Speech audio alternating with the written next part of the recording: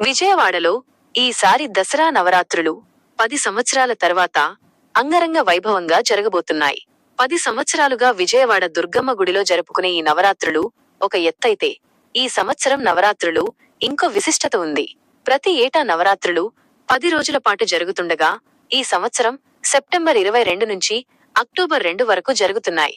ప్రతి ఏటా 10 అవతారాలలో అమ్మ దర్శనం ఇస్తే, ఈ సంవత్సరం మాత్రం 11 అవతారంలో కాత్యాయని అమ్మవారి అవతారంలో దర్శనమిస్తున్నారు. ఈసారి దసరా నవరాత్రులు 11 రోజుల పాటు జరుగుతున్నాయి. దీనికి కారణం ఏమిటంటే, 10 ఏళ్లకు ఒకసారి తిథి మార్పు వల్ల అమ్మవారు 11 అవతారంలో భక్తులకు దర్శనమిస్తారని ఆలయ వేద పండితులు చెబుతున్నారు. ఈసారి కాత్యాయని దేవి ప్రత్యేక రూపంలో అమ్మవారిని దర్శించుకునే భాగ్యం మనకు లభిస్తుంది. 10 ఏళ్లకు ఒకసారి మాత్రమే ప్రత్యేక అవతారం ఉంటుంది.